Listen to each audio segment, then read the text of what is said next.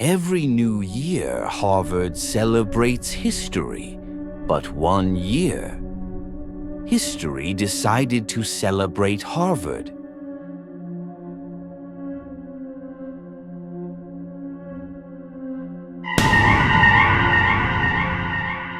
Harvard University had a rule no one talked about. It wasn't written in student handbooks. It wasn't mentioned during orientation. But every professor knew it. Never stay completely alone on campus on New Year's Eve. In the winter of 2025, I broke that rule. My name is Elias Moore. I was a PhD student in historical theology, obsessed with Harvard's forgotten past.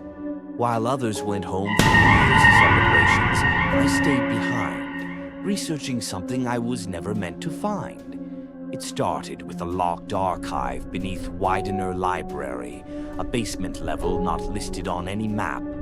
At 10:32 p.m. on December 31st, I finally opened it. The air inside was warm, wrong for winter. Candles lined the stone walls, already lit. That's when I realized something horrifying. Someone was expecting me. The manuscripts inside weren't academic. They were confessions, journals written by students from the 1600s, 1700s, 1800s, each entry ending the same way. The year demands a witness. As midnight approached, the campus changed. Snow stopped falling. Wind died. Sound vanished. At 11:41 p.m., the bells rang once, despite being disconnected for restoration. I stepped outside. Harvard Yard looked frozen in time. Students stood everywhere, not moving, not breathing. Their eyes were open, watching the bell tower. I ran toward them, shouting, but they didn't react. Then one turned its head, too slowly. Its face was pale and cracked like old marble. It whispered, "You stayed." At 11:50 p.m., the shadows began to stretch unnaturally long. They didn't follow bodies. They moved independently, crawling across brick walls and into windows. I tried to leave campus. Every gate was locked. Every path looped back to the yard. Harvard wasn't letting me go. Inside Memorial Church, I found professors standing in a circle. All dead, all upright, their mouths sewn shut with black thread. Above the altar, carved into wood older than the university itself, knowledge requires continuity. My phone buzzed, a message from an unknown sender. You were chosen because you listened. 11:58 p.m. The bell tower cracked open, not physically, spiritually. Something descended, not an angel, not a demon, a witness, a being formed from centuries of ambition, sacrifice, failure, and obsession.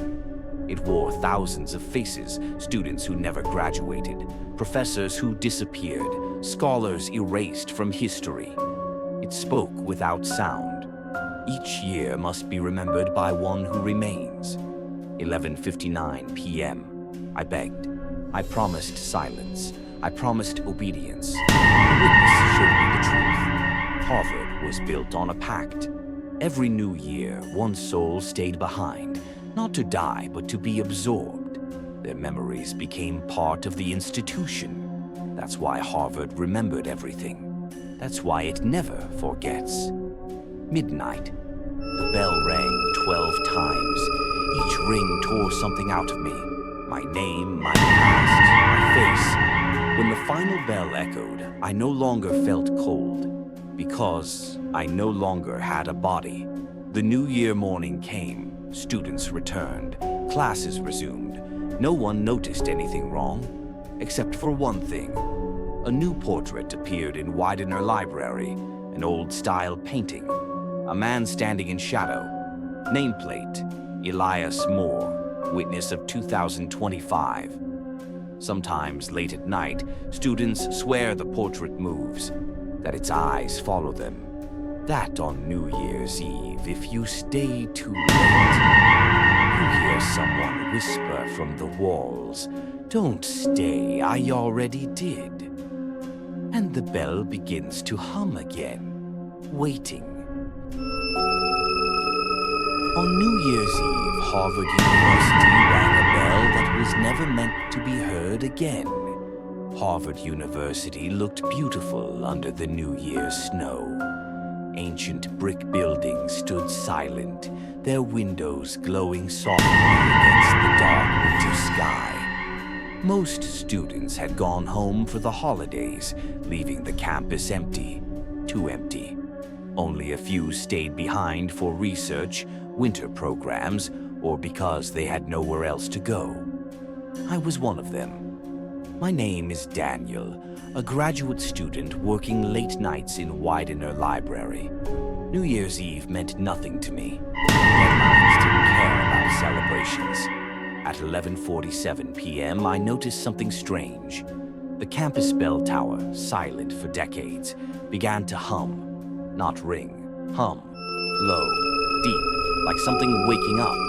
I looked out the library window. Snow fell heavily, blurring the paths. Then I saw a figure standing near Harvard Yard, tall, still, watching the bell tower. I told myself it was security, but security doesn't stand motionless in a snowstorm. At 11:55 p.m., my phone buzzed. No service. That made no sense. Harvard never loses signal. Then the lights flickered. Every computer screen in the library turned black, except one.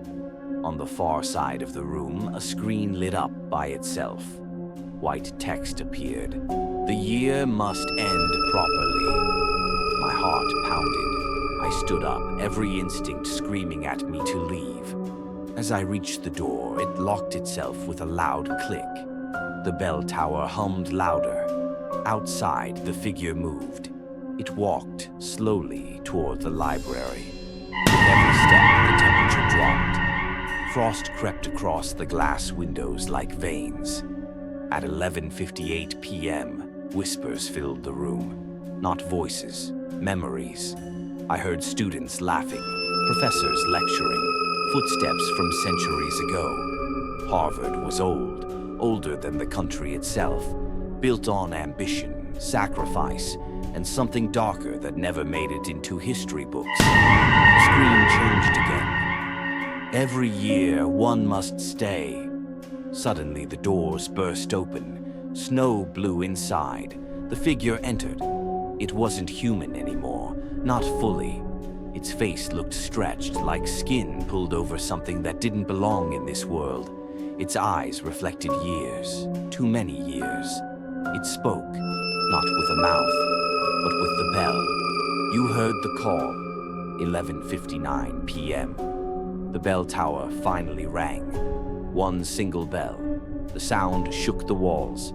I screamed as the floor beneath me cracked, revealing darkness below. Deep, endless, alive. Faces stared up from the pit.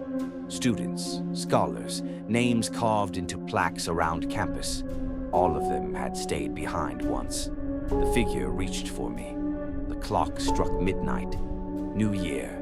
I woke up lying in Harvard Yard.